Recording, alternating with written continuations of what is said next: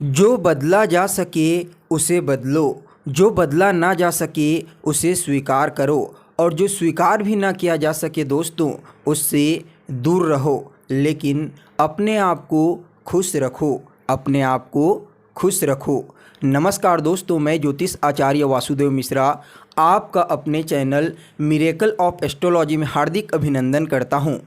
दोस्तों, आज का यह ज्योतिष का कार्यक्रम आप लोगों के लिए, हाँ जी, सिंह राशि वालों के लिए बेहद ही ज़्यादा खास और महत्वपूर्ण रहने वाला है। आज हम बात करेंगे ग्रहों के सम्राट और आपकी राशि के स्वामी सूर्य देव के राशि परिवर्तन के बारे में। जी हाँ दोस्तों, 17 सितंबर को ग्रहों के राजा सूर्य देव राशि परिवर्तन करके कन्या राशि में प्रवेश कर चुके हैं, जहां पर वह 17 अक्टूबर तक रहेंगे। उसके पश्चात अपनी नीच राशि तुला राशि में प्रवेश कर जाएंगे। तो ऐसे में जानने का प्रयास करेंगे सूर्य देव का यह राशि परिवर्तन आप लोगों के लिए कैसा रहेगा। आपके जीवन में सूर्य महाराज क्या बड़ा परिवर्तन आने वाले 1 महीने के अंदर लाने वाले हैं, हर एक जानकारी पूरे विस्तार के साथ आपको बताएंगे। दोस्तों, यह जो ज्योतिष का कार्यक्रम है यह आपकी जन्म की राशि पर आधारित है, चंद्र राशि पर। अगर आपको अपनी जन्म की राशि मालूम नहीं है तो आप इसे अपनी प्रचलित नाम राशि के आधार पर समझ सकते हैं। और अगर आप अपनी जन्म कुंडली पर हमसे परामर्श लेना चाहते हैं तो वीडियो के डिस्क्रिप्शन बॉक्स में और वीडियो के अंदर आपको नंबर मिल जाएगा, जहां से आप संपर्क करके अपनी जन्म कुंडली पर हमसे परामर्श ले सकते हैं। तो देखिए दोस्तों, जो सूर्य देव होते हैं वह हमारे लिए बहुत ही महत्वपूर्ण ग्रह माने जाते हैं। सूर्य देव के बिना इस संसार में कोई भी चीज़ संचालित नहीं हो सकती, क्योंकि सूर्य देव ऊर्जा के कारक होते हैं और ऊर्जा से ही इस संसार में हर चीज़ संचालित हो रही है। इसलिए ज्योतिष शास्त्र में भी सूर्य देव को बहुत ही महत्वपूर्ण स्थान प्रदान किया गया है। ज्योतिष शास्त्र में सूर्य देव न सिर्फ आत्मा के कारक होते हैं, बल्कि यह हमारे मान सम्मान, पद प्रतिष्ठा, आत्मविश्वास, प्रसिद्धि और कहीं न कहीं सफलता के कारक ग्रह कहे जाते हैं। अगर जन्म कुंडली में सूर्य देव बलवान अवस्था में होते हैं तो ऐसे में उस व्यक्ति का आत्मविश्वास काफ़ी मजबूत होता है, उसकी इच्छा शक्ति दृढ़ होती है और वह व्यक्ति कॉन्फिडेंस से भरपूर होता है, जिसकी वजह से हर कार्य को करने के लिए तत्पर रहता है। और कहीं ना कहीं निडरता का गुण भी आ जाता है जब सूर्य बलवान अवस्था में होते हैं तो। इसके अलावा सूर्य देव के बिना आप किसी भी प्रकार से सफलता की कल्पना नहीं कर सकते। इसलिए जीवन के किसी भी क्षेत्र में हो, सफलता प्राप्त करने के लिए सूर्य देव का बलवान होना बेहद ही आवश्यक माना जाता है। तो दोस्तों, यही सूर्य देव आपकी कुंडली में आपके लग्न भाव के अधिपति बनते हैं, आपके व्यक्तित्व के, और इस समय कन्या राशि में आपके दूसरे भाव में प्रवेश कर चुके हैं 17 सितंबर के दिन, और 17 अक्टूबर तक इसी राशि में रहेंगे। उसके पश्चात अपनी नीच राशि में चले जाएंगे। तो देखिए दोस्तों, जो कन्या राशि होती है, ये वाली राशि, यह काल पुरुष की कुंडली की 6ठे भाव की राशि होती है। और जो 6ठा स्थान होता है वह आपके जीवन में रोग, ऋण, शत्रु, प्रतिस्पर्धा, वाद विवाद, लड़ाई झगड़े और कई प्रकार की परेशानियों का प्रतिनिधित्व करती है। तो ऐसे में जब सूर्य महाराज जीवन देने वाले ग्रह यदि कन्या राशि में जाते हैं, गोचर करते हैं, तो उस कंडीशन में आपके जीवन में जो भी समस्याएं चल रही होती है, जो भी प्रॉब्लम चल रही होती है, उन सभी प्रकार की प्रॉब्लम को दूर करने में सूर्य महाराज आपकी मदद करते हैं। और कहीं ना कहीं यह जो कन्या राशि होती है दोस्तों, यह एक स्त्री संज्ञक राशि है और यह एक अविवाहित कुंवारी लड़की का प्रतिनिधित्व करती है।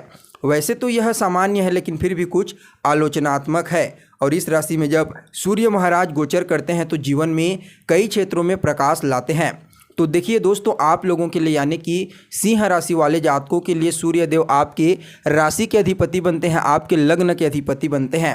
और इस समय सूर्य महाराज आपके लग्न को छोड़ करके आपके दूसरे स्थान में कन्या राशि में प्रवेश कर चुके हैं। तो दोस्तों, जो दूसरा स्थान होता है वह आपके कुटुंब परिवार का होता है, आपके संचित धन का होता है। तो ऐसे में सूर्य देव की इस गोचर काल का विश्लेषण करके आप लोगों के लिए 3 महत्वपूर्ण भविष्यवाणी तैयार की गई है, जिनमें पहली महत्वपूर्ण भविष्यवाणी आपके प्रथम भाव से संबंधित है, आपके लग्न भाव से। तो देखिए दोस्तों, ये जो पहला स्थान होता है यह आपकी कुंडली का, आपके स्वास्थ्य का स्थान होता है। आपकी सेहत का होता है, आपकी इम्यूनिटी सिस्टम, आपके व्यक्तित्व, सफलता असफलता, सुख दुख, आप अपने जीवन में कितना बेहतर जीवन व्यतीत करेंगे। यानी कि कुल मिलाकर के देखा जाए तो लग्न से लगभग सभी चीज़ों के बारे में विचार किया जाता है।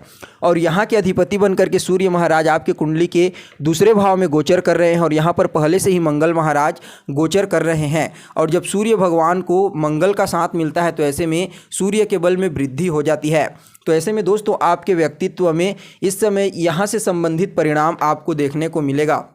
यानी कि इस समयावधि में समाज में आपको प्रसिद्धि प्राप्त हो सकती है, मान सम्मान पद प्रतिष्ठा की प्राप्ति हो सकती है। आपका सामाजिक जुड़ाव, सामाजिक जो बॉन्डिंग होगा, सोशल बॉन्डिंग, वह काफ़ी मजबूत देखी जा सकती है, क्योंकि मंगल ग्रह को सोशल बॉन्डिंग का कारक ग्रह कहा जाता है। और सूर्य महाराज इस समयावधि में मंगल ग्रह के साथ युति बना करके आपके दूसरे भाव में गोचर कर रहे हैं, इसलिए सोशल बॉन्डिंग आपकी काफ़ी मजबूत रहने वाली है। जो लोग राजनीति के क्षेत्र में कार्य करते हैं, लोगों से जुड़ करके कार्य करते हैं, किसी भी प्रकार का कोई भी कार्य करते हैं, उन लोगों को इस समयावधि में उस क्षेत्र से विशेष रूप से धन लाभ की प्राप्ति होने वाली है।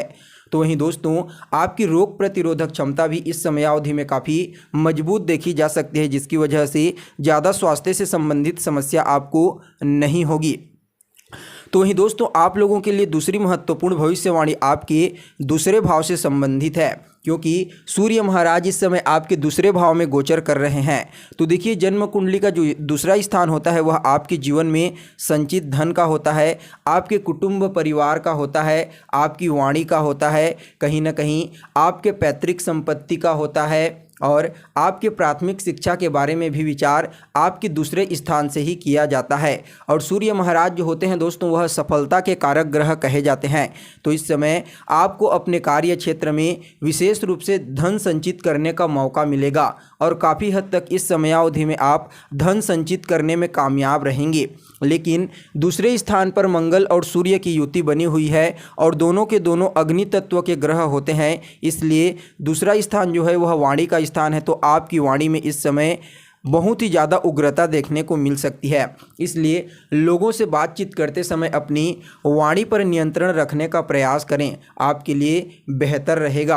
अन्यथा कई लोगों के साथ वैचारिक मतभेद, वाद विवाद जैसी स्थिति उत्पन्न हो सकती है, क्योंकि सूर्य और मंगल जब वाणी भाव में बैठते हैं तो बहुत सारे ऐसे विचारों को उत्पन्न करते हैं, बहुत सारे ऐसे शब्दों को व्यक्ति से बुलवा देते हैं जो उसे नहीं बोलना चाहिए और उसे बाद में चल करके उसका नुकसान उठाना पड़ता है। इसलिए दोस्तों इस समयावधि में आपको विशेष रूप से अपनी वाणी पर नियंत्रण रखने की आवश्यकता है।